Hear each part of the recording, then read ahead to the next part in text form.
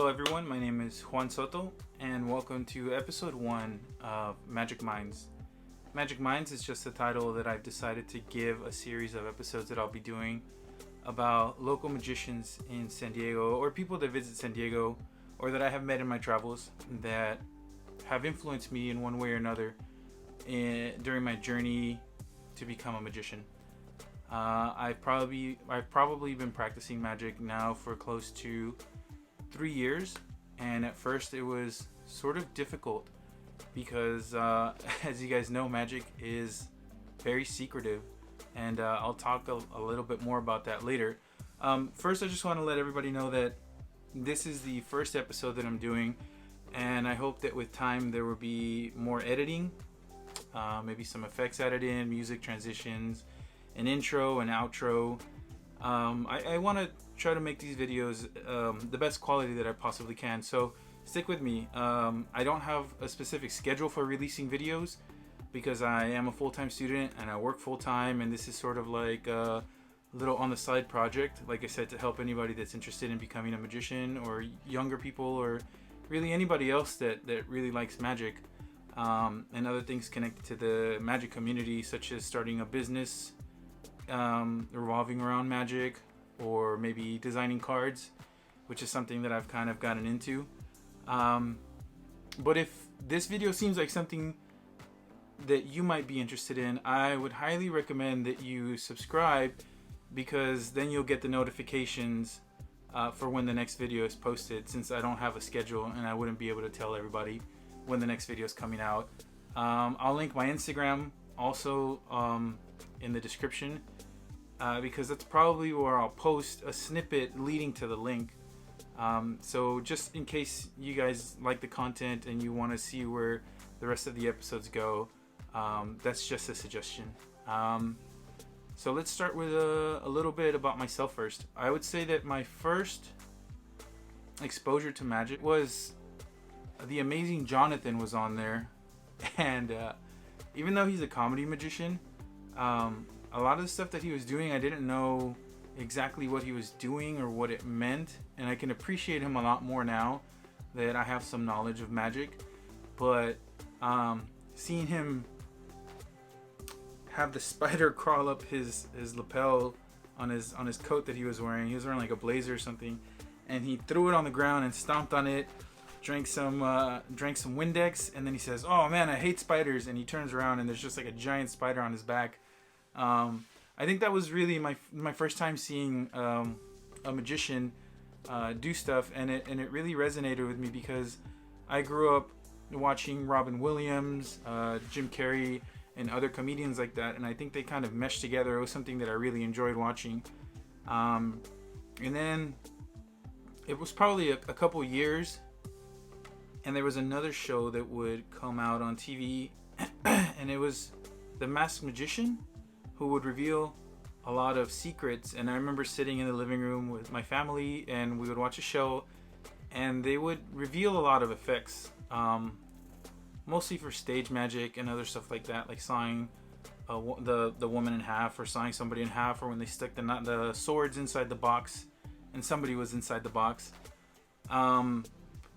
But that's kind of like a family memory, where I remember we used to sit together and discuss in between the commercial breaks how we thought it was done, and then whoever was right, we would give each other sort of props and say, "Oh my god, you got it."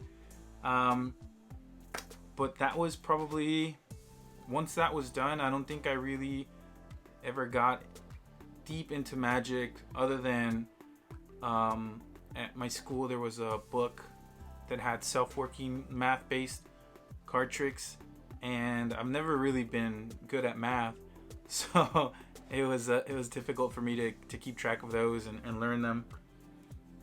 And then I would say maybe 3.5 to 4 years ago, I went to a bar. It's more like a restaurant pub type place in San Diego, and there was a magician working there, and he came to our table and he started showing us a bunch of effects, and I asked him for his information, and I recommended him for a holiday party for the company that I was working at the time, and they hired him. And then I went to go see him again at this bar that he was working at, and I emailed him maybe like half a year after that, or maybe 3 months after that. But that got me into magic again, and I started looking things up on YouTube maybe, but I didn't really have the knowledge. So sometimes trying to learn things, and going to school and working, it was just difficult not having anybody around to discuss details about how the trick was done, or how a certain move was supposed to look, or how it was supposed to be done.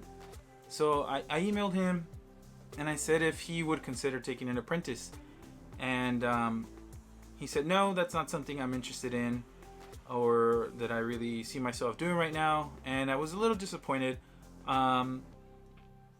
And just a word of advice for any magicians out there who are approached in this manner: don't just say no. My advice for magicians is, if you are not willing to take an apprentice, or don't have the time, or it's not something you're interested in, saying no is a very off-putting type thing. It wasn't for me. It actually made me want to pursue learning magic a lot more. But redirect those individuals to resources, right? If you know of a local community or a group of magicians that gets together, redirect them there. Redirect them to a book. There's plenty of books, right? So if anybody that is watching is interested, I know the Royal Road to Card Magic. It's a really good book. It teaches you a lot of the beginner moves to doing card magic.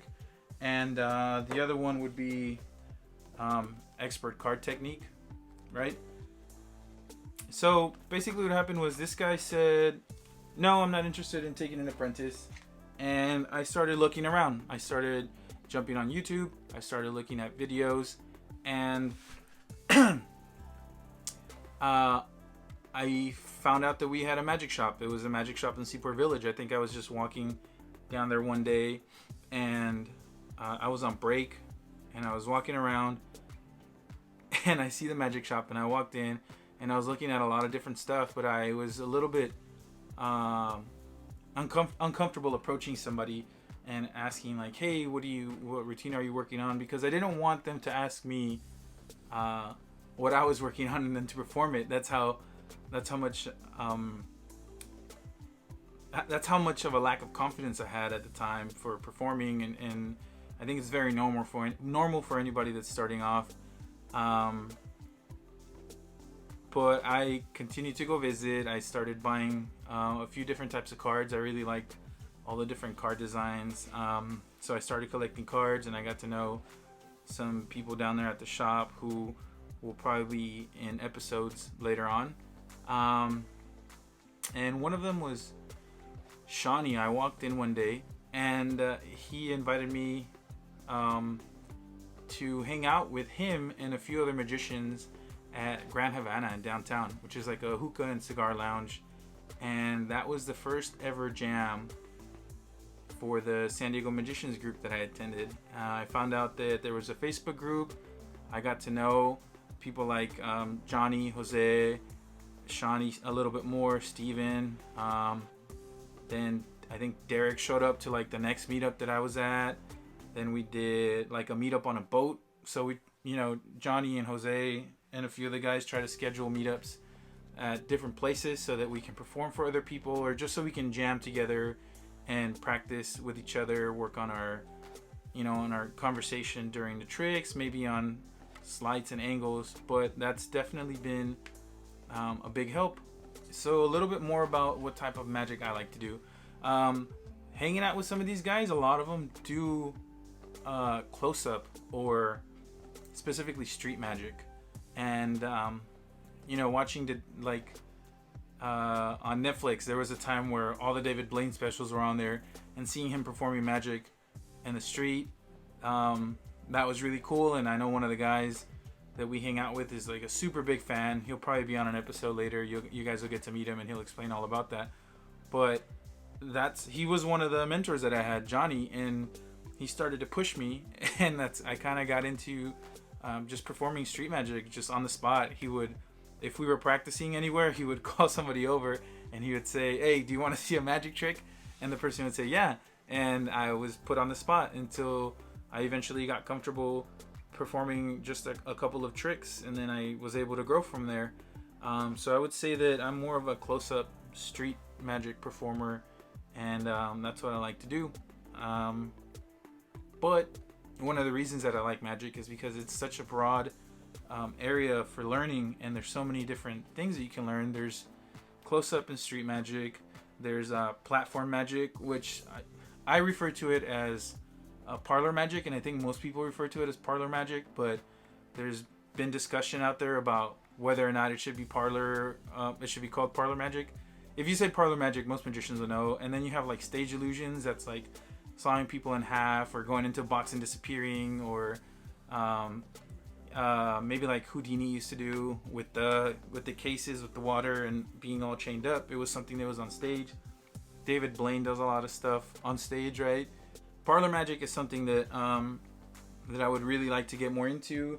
For example, here I have with me, I don't know if you guys can see it there, but these are like the linking rings routine is what I think would be considered a Parlor Magic effect.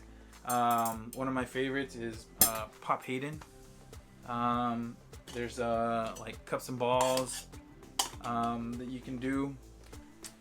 But for a while, all I was doing was card magic. And one book that I recommend, well, it's kind of like notes. So once you get onto a little bit higher level and you understand a lot of the terminology or the jargon, it's from A Shuffle Deck in Use. And some of the guys are probably gonna laugh when they see this because I'm always talking about From a Shuffle Deck in Use. But basically, it's where you can walk up to somebody that is playing. If they have a deck of cards, you can take that shuffled deck and perform with that deck. I don't want to give too much away. To perform magic, you can just use literally your regular deck of cards, which is what I mostly use. Just standard bicycles, and it's all just practicing sleight of hand. One of the questions that I really want to focus on is what they see or what we see as issues within the community, and I touched on it before, and I think it'll help, because one of the goals of doing these videos is to help, for sure, the community grow in San Diego, but the magic community grow overall. It's a great time to expand the magic community because you have America's Got Talent, Penn and Teller Fool Us, all these types of TV shows where there's a lot of magic, a lot of exposure to the art. But like I said, I touched on it earlier. If somebody approaches you about learning magic, don't say no to them because you're so concerned about keeping your secrets.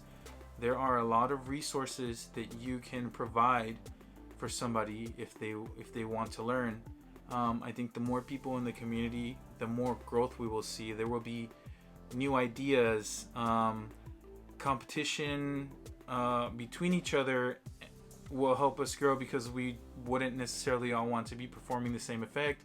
So it'll make us maybe want to learn more things and do different and new things. Or something that's kind of crazy is dig a little bit further back into the past and bring back really old effects that are naturally, I think, magician foolers, because not every magician takes the time to dig into the older effects. And you know, if I can get Shawnee on here, I'm sure he'll let us know about some of the older stuff that he's always reading and researching, and he always finds a way to just fry our brains with these effects. And sometimes there's nothing super crazy about it. It's just things that people have forgotten or no longer do. So for that reason, for the purpose of growth and for working together and helping each other out, I think that we should always try to bring in as many magicians as possible, as long as we can tell that they are serious. I think once you know enough about magic, you understand when somebody really wants to take the time to learn. Right off the bat, you'll see how much they want to get into magic and how much they want to learn, versus somebody that just wants to figure out how things are done. If it's somebody that just wants to figure out how things are done, they'll probably find a way to figure that out.